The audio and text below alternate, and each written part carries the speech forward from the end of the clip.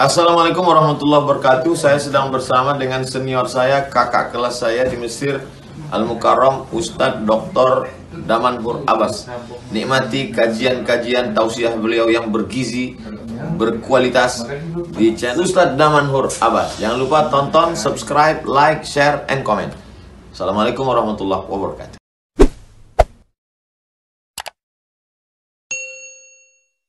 Selamat sore, assalamualaikum Ustaz. Waalaikumsalam warahmatullahi wabarakatuh. Kita bersua kembali di sore hari ini. Ya, penasaran terus ya, banyak ilmu yang dia dapat. Ya, setelah sekian purnama.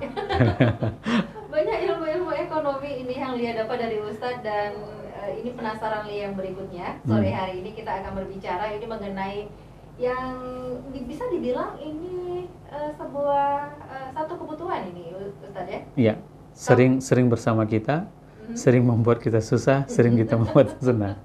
Iya, kalau zaman dulu mungkin ada nilai tukar barang dengan barang ya. Kalau sekarang itu masih berlaku kira-kira Ustadz? Masih di dunia-dunia tertentu saja. Barang dengan barang. Tapi kalau yang ini sudah lebih modern. Ya. Dan ini legal. Iya. Baik, kita berbicara mengenai uang, dan lebih spesifik lagi uang dalam makro Islam, Ustaz. Iya, benar sekali. Nah, seperti apa ini maksudnya? Baik. Alhamdulillah wassalatu wassalamu ala Rasulillah. Rabbi shrah li sadri wa yassir li amri wahlul 'uqdatam min lisani yafqahu qawli, amma ba'd. Pertama sekali kita harus melihat bagaimana sejarah perkembangan uang itu sendiri, ya kalian. Kalau kita ingin melihat dari runut sejarah, ternyata uang itu sebenarnya sudah ada sejak adanya manusia pertama sekali. Jadi teori Keynes itu menjelaskan bahwasanya uang itu dulunya belum ada. Dulunya orang itu masa-masa purba. Mereka itu kan interaksinya kan tidak begitu canggih, tidak begitu banyak. Nah, ternyata begitu kita membuka kembali Al-Quran, wah, jauh lebih lama ternyata uang itu sudah ada. Dan jauh dari zaman, kalau kata orang-orang zaman Bahola pun sudah ada uang. Nah, berarti kan ini ada semacam misinformation about money. Jadi uang itu sebenarnya bukan hanya dipahami dengan uang kertas, itu yang salah. Kalau uang kertas mungkin iya baru-baru aja ada, tapi kalau uang itu sudah ada sejak adanya peradaban manusia. Itu bisa kita buktikan. Nah, kita buktikan yang memang segala sesuatu harus ada buktinya ya? Harus ada buktinya. Hal yang paling menarik itu pada saat Al-Quran menceritakan tentang Ashabul Kahfi. Ashabul Kahfi itu kan pembuktiannya, fab'athu ahadukum biwariqihim hadhihi ilal madinati falyanzur ayyuha azka ta'aman. Maka untuk membuktikan emang kita udah tidur berapa lama ya di dalam goa ini, ayo buktiinnya, coba belanja dengan uang ini ke pasar, ke kota. Nah, begitu mereka turun ke kota, pas belanja, bukan nggak laku, ini uang klasik, uang kuno, 300 tahun yang lalu. Lah, kalian dari mana? Kok bisa ada uang 300 tahun yang lalu sama kalian? Ternyata mereka baru tahu, mereka tertidur selama 300 tahun lebih. Wah. Nah, baru tahu kan? Iya, betul, ternyata ada cerita itu ya. Nah, makanya sekarang informasi yang disampaikan ke kita anak-anak umat Islam itu terlalu tidak sinkron, sederhana, tidak mengungkapkan fakta yang sebenarnya. Bahkan kalau saya melihat sejak adanya peradaban ya, mulai dari Nabi Adam, begitu dia mempunyai anak, mungkin pada saat itu mereka tidak membutuhkan kepada uang karena memang mereka bisa langsung berinteraksi antara beberapa orang saja dan tidak perlu uang. Namun pada saat Nabi Nuh itu sudah ada terjadi peradaban, pasti sudah ada uang. Dan dalam beberapa sejarah disebutkan di Mesir bahwasanya piramid itu dibuat bukan pada masa Fir'aun, tapi di masa Nabi Nuh. Ada beberapa arkeolog yang menjelaskan seperti itu. Nah, kalau seandainya mereka bisa membangun piramid yang begitu besar, megah, ya tentu mereka juga sudah punya uang. Pada saat itu ya? Ya, pada saat itu. Mungkin sekarang yang kita ketahui hanya kulitnya saja, ternyata dari kisah-kisah dahulu Bahola gitu ya, banyak rahasia-rahasia yang terpendam di sana. Betul. Termasuk uang ini. Ya. Itu mata uangnya berlaku sepanjang masa kan pada masa itu? Jadi, seperti kalau kita bilang kenapa mereka perlu uang ini yang perlu kalian? Tentunya kan peradaban ini kan semakin berkembang, semakin luas. Istilahnya interaksi antara satu desa dengan desa yang lain, antara kampung dengan zone yang lain, border yang lain. Tentu mereka kan tidak semuanya mempunyai sebuah keinginan yang sama. Maka mereka tentu akan menciptakan sebuah alat tukar. Nah, alat tukar yang paling awal diciptakan itu, bahkan orang-orang Romawi, Persia sendiri, itu adalah emas dan perak. Nah, betul. Dan itu adalah hal yang sudah terjadi sejak dahulu. Semua orang-orang Yahudi, ya, sejak kapan ada orang Yahudi? Sejak dari Nabi Yakub, Ibrahim, Yakub, itu kan generasinya kan semua Jewish. Mereka sudah menggunakan uang emas dan perak. Saya bacakan ayatnya. Allah berfirman di dalam surat At-Taubah yang berbunyi a'udzubillahi minasyaitonirrajim bismillahirrahmanirrahim ya ayyuhalladzina amanu inna katsiran minal akhbar waruhban la ya'kuluna amwalan nasi bil batil. Bahwasanya wahai orang-orang yang beriman, sesungguhnya kebanyakan para pendeta Yahudi dan pendeta Nasrani la ya'kuluna amwalan nasi bil batil, mereka itu memakan harta manusia secara batil. Berarti mereka sudah mengolah. Para pastor pada saat itu sudah mulai mengolah masyarakat. Wa yasudduna an sabilillah, dan mereka menutupi jalan-jalan Allah. Oke? Mereka mengatasnamakan mereka adalah sebagai utusan Tuhan di atas muka bumi, sehingga apapun urusan dengan Tuhan harus melalui mereka, tembus dosa, macam semuanya. Oke? Walladzina yaknizuna adh-dhahaba wal fiddah, dan mereka adalah orang-orang yang menimbun emas dan perak. Kedua benda ini merupakan adalah alat transaksi pada masa itu.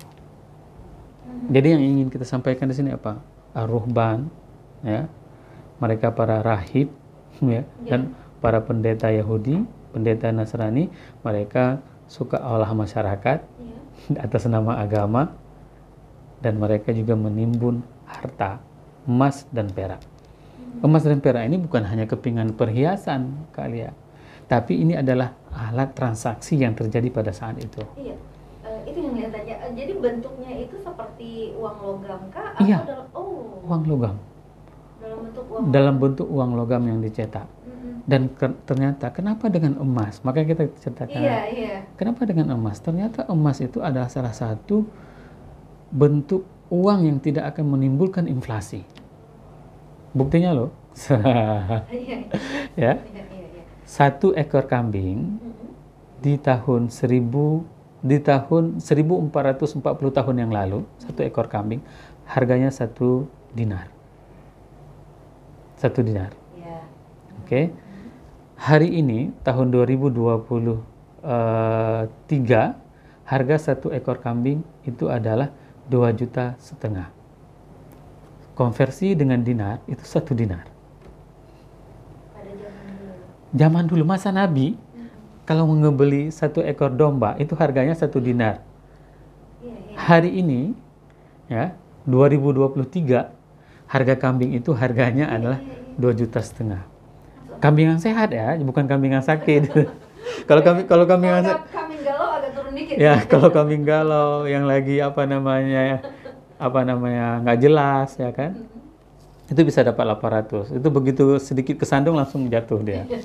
Tapi kan kambing yang kita ceritakan di sini adalah kambing yang memang layak untuk dikurbankan. Itu 2,5 juta. Bahkan kalau di Arab Saudi harga kambing itu sampai dengan 3 jutaan, 4 juta. Nah, harga emas sekarang berapa coba? Sama, kalau dibandingkan zaman dulu ya. Maka saya sering mengatakan kepada teman-teman, sebenarnya yang naik itu bukan emas. Nah, emas itu nggak pernah naik. Mas Parjo yang naik. Yang naik itu bukan emas, tapi yang turun itu adalah harga nilai mata uang kita, inflasi. Kenapa bisa terjadi inflasi? Dikarenakan banyak hal, ketersediaan barang yang tidak ada, berlimpahnya uang.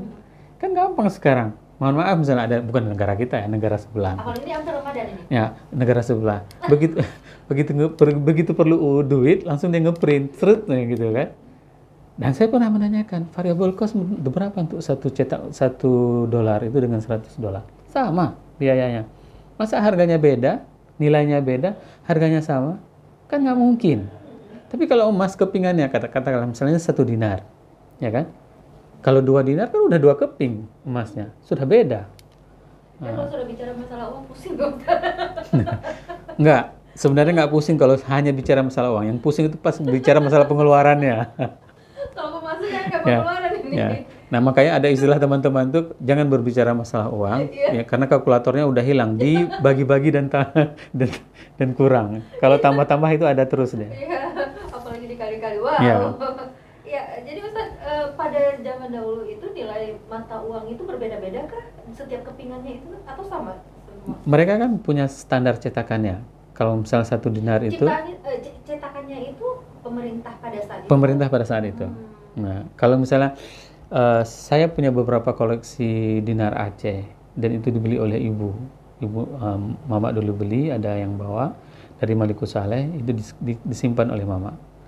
Dan itu ternyata sangat-sangat efektif. Orang kan tidak perlu bawa banyak-banyak, ya kan? Tidak perlu istilahnya tidak perlu bawa banyak-banyak dan dia tidak akan adanya penghapusan. Paling nilai susutnya sangat sedikit. Tapi kalau seandainya uang kertas, fiat money, itu hampir sebulan sekali itu dihanguskan, dihancurkan. Betul nggak? Iya. Nah, kenapa? Pagi ini masih bunyi, dia krek gitu kan. Masuk dia pajak impres, keluar sore udah bonyok dia. Iya. Apalagi ada yang masih nakal, ada yang masih iseng tulis apa misalnya di duit itu. Iya, dilukis Dilukis kurang misalnya. ganteng. Itulah ulah manusia. Maka selama kita tidak menggunakan uang emas dan perak, maka pondasi perekonomian kita masih lemah. Kenapa? Karena ini adalah sektor real nih kalian. Kita kan nggak bisa cetak uang banyak-banyak kalau memang nggak ada stok emasnya. Benar kan? Ya kan? Berarti kan memang real kebutuhan itu sesuai dengan stok yang tersedia. Maka Allah menciptakan emas itu khusus bagi kita untuk yang hidup di dunia ini. Bukan untuk dipakai bagi yang laki-laki ya, tapi untuk dijadikan sebagai alat transaksi, belajar dari pengalaman kehidupan dan peradaban yang dibangun oleh Rasulullah SAW. Rasul menggunakan uang emas. Jadi Gitu. emas dan perak. Emas dan perak. Dan itu kalau dalam beberapa buku tarikh, dalam beberapa buku sejarah itu disebutkan Rasul mengadopsi ukuran, ya, mizannya orang-orang jahiliyah ke dalam ukuran Islam. Jadi dia tidak semuanya di-skip, dibuang di masa jahiliyah. Orang jahiliyah juga pakai uang emas, ya, dipakai oleh Rasul. Jadi bukannya semuanya bid'ah misalnya seperti itu. Iya, Ustaz. Jadi kembali lagi tadi pertanyaan dia, kalau uang emas dan uang perak itu nominalnya, atau kita ada 1.000, ada 500. Nah itu apakah sama juga pada masa itu ada uang nilai emas, nilai ini ya, nilai mata uangnya itu ada yang 1.000 rupiah kalau dirupiahkan gitu, ada yang 5.000 kan? Atau sama semua 5.000 semua? Enggak. Gimana kita tekannya? Jadi dia punya standar. Kalau 1 dinar itu bisa beli 1 ekor kambing. Nah, pecahannya itu adalah dirham. Dirham itu setara kalau dengan uang kita hari ini 60.000 rupiah atau 80.000 rupiah. Ini pusing kalau. Nah, kalau satu perak itu, 1 dirham itu setara dengan 60.000. Jadi kalau 60.000 itu kan apa aja benda yang disepakati di dalam tatanan masyarakat, udah 1 dirham itu bisa beli apa? Bisa pangkas misalnya, bisa beli 2 ekor ikan tongkol misalnya. Itu tergantung kesepakatan dalam komoditas masyarakat. Yang perlu itu disepakati adalah timbangan. 1 dirham itu berapa gram perak? Iya, itu dia. Nah, kalau 1 dinar itu berapa gram emas? Itu ketentuan yang ditentukan oleh masing-masing negara. Berarti itu berbeda-beda ya? Berbeda. Makanya harus ada timbangan, Ustaz. Nah, sejak kapan pasar tidak ada timbangan lagi? Jadi kalau misalnya mau beli dulu, ya kan? Semua pasar itu ada timbangan loh, Kak. Nah, semua pasar ada timbangan.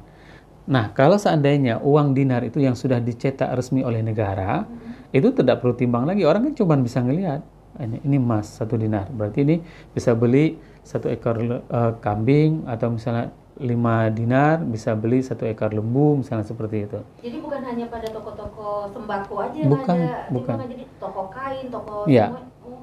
Ya, itu indahnya Islam, makanya Islam itu menurunkan, Al-Quran itu menurunkan 1 surat tentang mutaffifin. Apa itu mutaffifin? At-tatfif, orang yang mengurangi timbangan dan orang yang minta dilebihkan timbangan. Serius loh masalah timbangan itu. Iya, iya, yang berarti banyak yang bermain dengan timbangan ya. Ya, Pak? makanya itu permasalahan penting. Kenapa Al-Quran menyebutkan tentang kecurangan timbangan? Kecurangan itu bukan hanya kita meminimalisir olah kurang, tapi olah lebih. Contoh olah lebih ini paling banyak terdapat di prakteknya sama ibu-ibu di pasar. Beli bawang, beli cabai, ya kan? Berapa ini? 1 on. Udah setengah kilo ya. Udah timbang setengah kilo, udah deal harganya. Comot lagi, tambah sedikit ya. Kalau gue gitu juga, ini manis nggak? Rasa dulu ya gitu. Kerasa kan? Iya, iya. Nah, Tapi enggak juga Ustaz, kadang-kadang pedagang juga menaruhkan, coba rasa dulu Bu, gitu. benar. Sewaktu kita mengatakan seperti itu, dia akan mengurangi timbangannya. Kenapa? Karena nanti konsumennya nanti pasti minta tambah, minta rasa. Akhirnya dia buat curang di timbangannya. Padahal kalau semuanya sudah mempunyai prinsip dengan ayat yang kita sebutkan tadi, wailun lil mutaffifin, maka neraka well terhadap orang yang mengurangi atau yang meminta lebih, maka kita tidak akan pernah berani kalau pergi bajak impres, tambah sedikit ya. Nggak akan pernah berani lagi. Risiko ditanggung masing-masing gitu Ustaz ya. Berarti Ustaz bisa dibilang ini ada plus minusnya juga kalau dengan uang emas dan perak ini tadi. Ya, minusnya sangat minimalisir dibandingkan dengan fiat money, dengan uang kertas. Sangat-sangat minimalisir. Dan ya pastilah semuanya punya plus minus. Kenapa? Karena dia nanti kan akan, kalau misalnya kita cerita tentang uang ini, dia harus kita gali terus emas, seperti itu, harus kita eksplorasi emas, terus kita akan bawa-bawa emas. Alasan orang kan seperti itu. Kenapa harus ada bank? Ya, masa bawa-bawa duit sih? Ya kan? Iya. Masa bawa duit sih? Nanti kalau dirampok gimana? Emang nggak bisa ngerampok di bank? Bisa juga dirampok di bank. Ya. Banyak di film-film. Iya, banyak yang dirampok juga uang kita di bank, ya kan? Misalnya tiba-tiba kita nggak ada konfirmasi SMS di SMS, betul. itu kan perampokan. Deg-degan juga memang. Nah kalau seandainya banyak pemasukannya kali ya, ya kan? Hampir setiap hari ada notifikasi, habis juga itu duitnya. Nah sebenarnya kalau kita ingin melihat kenapa ini dipakai oleh Rasul, berarti ini ada manfaatnya dan ada kebaikannya. Kalau nggak, Rasul akan mengubah mata uang tersebut, tidak akan digunakan. Itu deh, intinya itu, apapun yang dipakai oleh Rasul, pakai. Nggak usah ubah-ubah lagi. Nah, Bretton Woods itu merupakan cikal bakal pertama sekali dibuatnya perbankan. Supaya apa? Supaya orang nggak bawa-bawa lagi kepingan emas. Nah, padahal ini adalah bisnis yang di-create oleh beberapa orang yang ingin semua orang itu mengumpulkan semua dananya di tempat dia. Paham maksudnya kan? Nah, kalau seandainya, ya, contohnya seperti ini. Kenapa sekarang harus terjadi di Eropa itu harus pakai euro? Untuk menseragamkan semuanya. Tahu nggak kita di balik semuanya itu ada orang yang paling diuntungkan, yaitu orang yang mencetak uang euronya, orang yang mengusulkannya. Itu kan terjadi pergeseran semua mata uang tersebut. Sama juga sewaktu pertama sekali diinisiasi dibuat perbankan. Sama. Karena waktu itu semua orang akan menghimpun dananya di tempat dia, sehingga dibuatlah berbagai macam tempat penampungan uang yang dinamakan dengan perbankan. Iya Ustaz, berarti pada zaman Baholak itu ya Ustaz ya, jarang sekali terjadi ada cetak uang baru, sebentar-bentar uang baru, Nggak lagi ada. revisi lagi gitu. Jarang sekali. Karena uang itu kan masih bisa dipakai Karena terus. itu emas kan Ya. dan perak. Ya, emas dan perak. Jarang sekali itu harus dilebur kembali. Ya kan? Apalagi dari celengan. Dari celengan ini uang kertas ya kan. Kalau sekarang belum lagi rakyatnya lumayan ya. Betul. Nah, inilah yang membuat kenapa perekonomian kita itu tidak pernah akan bagus. Ini mohon maaf, sampai kapanpun. Kenapa? Karena kita tidak cerita tentang syariat secara kafah. Kita cerita tentang syariat secara kafah saja. Ustaz, dengan kata lain berarti kalau semakin sering kita mencetak uang itu kemungkinan inflasi Besar. besar. Oh. Iya. Jadi Orang punya duit. Ini zaman masih kecil-kecil ya kenapa kan cetak banyak-banyak biar kita kaya semua. Kita kayak mau beli apa? Seperti di Angola, harus beli pisang 1 goni, beli sepatu. Dulu Turki itu kan pernah mencapai, kalau untuk membeli 1 celana itu sampai dengan berapa juta lira. Oh, jadi semakin sering mencetak itu berarti kita bukan berarti kaya tapi miskin. Ya, seharusnya kan ketahanan itu kan dari bagaimana jumlah perputaran, bukan perputaran uang saja, bagaimana kebutuhan ini bisa terdistribusi secara normal. Orang kepingin ini ada dan bisa beli, ada duitnya. Nah, itu baru idealnya. Berarti kalau kita misalnya kita bilang nggak usah di daerah luar ya, di daerah kita sendiri ini, masyarakat di sini semua transaksi jual beli. Tapi kalau lebih besar kita beli keluar, perputaran uang itu lebih keluar daerah, berarti itu yang menyebabkan salah satunya inflasi di daerah. Betul.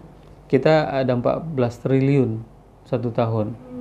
Tapi yang balik ke semuanya 2 triliun.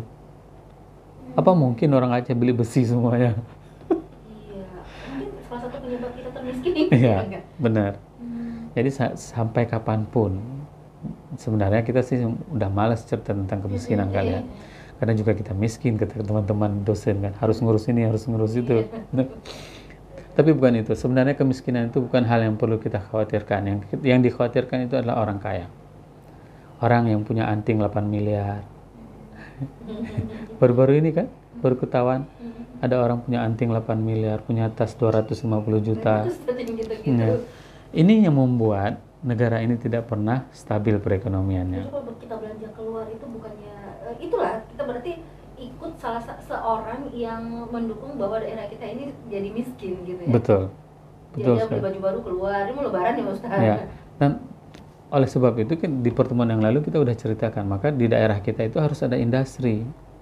Kalau tidak ada industri, maka itu tidak akan pernah bisa sustainable ekonominya. Itu dia. Maka kita sudah bicara di pertemuan yang lalu, Aceh itu harus punya industri. Industri tekstilnya harus ada. Nggak usah jauh-jauh lah, kita untuk 4 juta jiwa aja. Kebutuhan 4 juta jiwa. Ini hari ini kain sarung semuanya dari Jawa.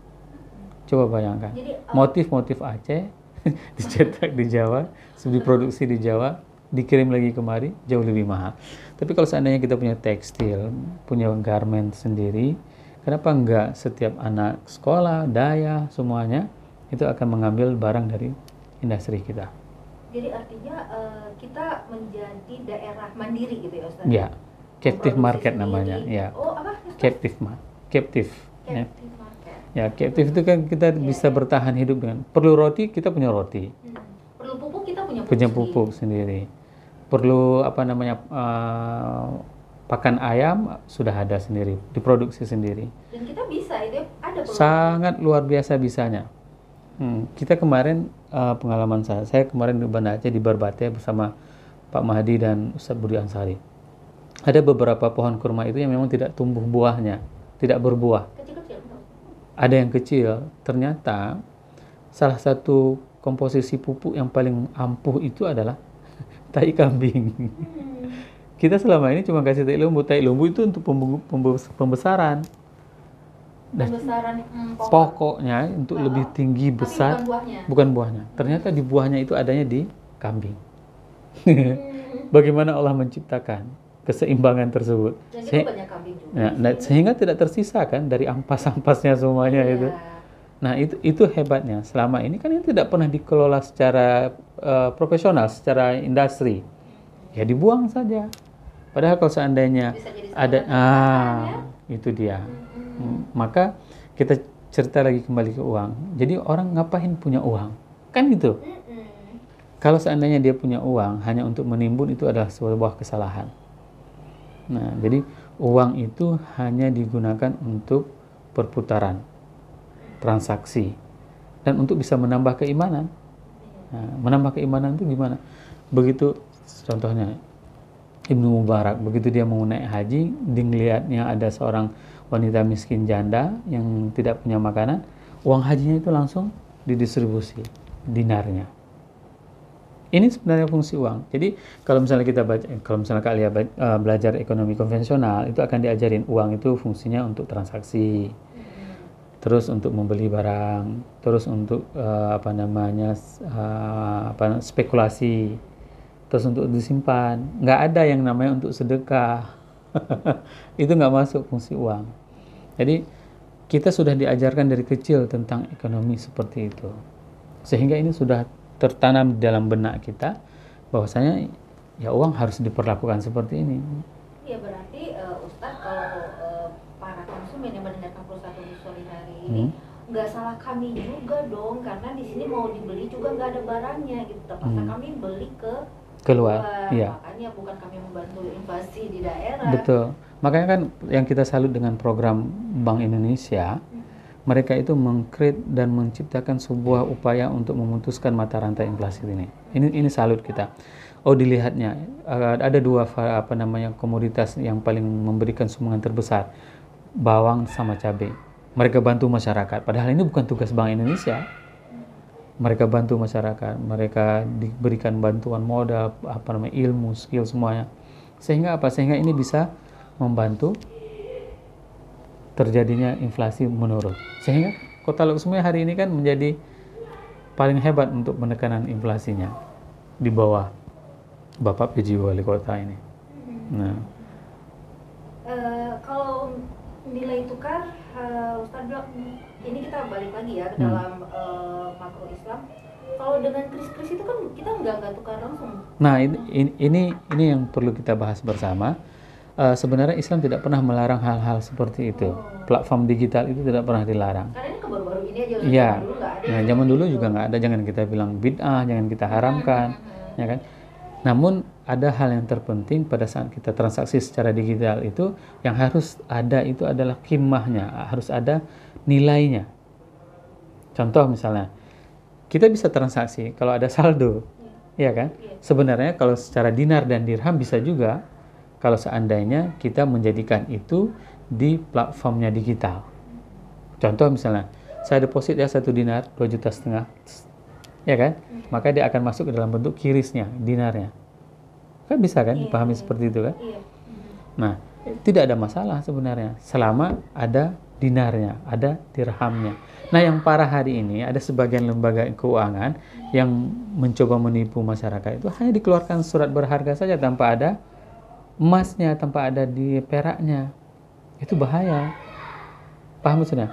Kakak, kalian misalnya mau investasi emas.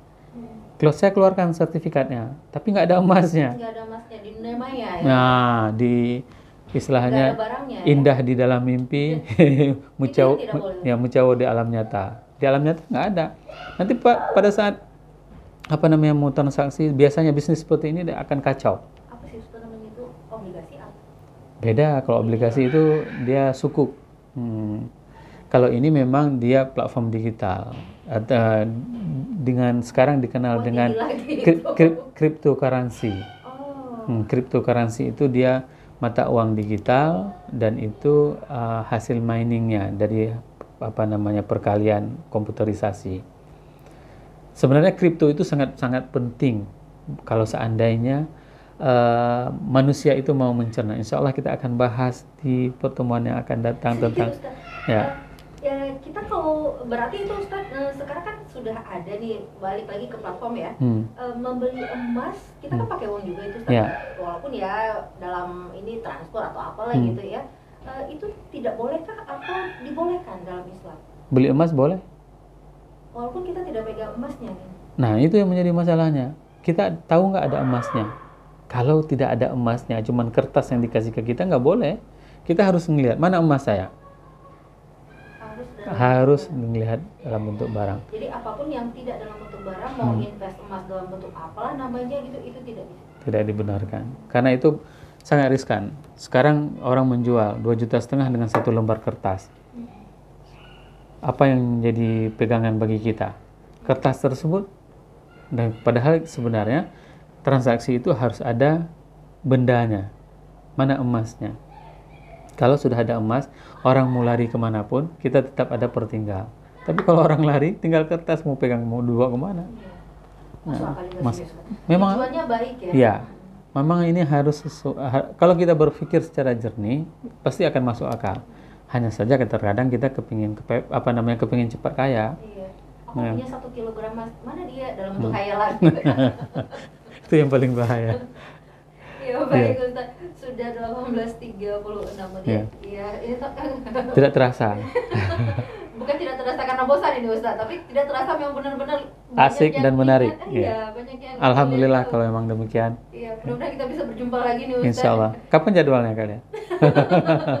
Jadwal minggu depan lagi nih Ustaz. Mudah-mudahan kita bisa bertemu setiap Senin ini Ustaz. Insya Allah. Ya. Uang, jadi kesimpulannya Ustaz Ya. dari pembicaraan kita, uang dalam makro Islam. Ya. Yang ingin kesimpulan dari pembicaraan kita nih Ustaz, silakan. Ya, uang itu harus dikembalikan kepada khitahnya, kepada dasarnya, yaitu kembali kepada uang emas dan uang perak. Itu baru akan membuat perekonomian sebuah negara akan stabil. Kalau tidak menggunakan itu, maka kita siap-siap akan terjadi krisis hampir setiap 5 tahun sekali. Pasti. Seperti tahun ini Ustaz. Ya, seperti tahun ini, 5 tahun yang lalu, dan beberapa tahun yang lalu. Sekiranya demikian, subhanakallahumma wa bihamdika asyhadu an la ilaha illa anta astaghfiruka wa atubu ilaik. Assalamualaikum warahmatullahi wabarakatuh. Waalaikumsalam.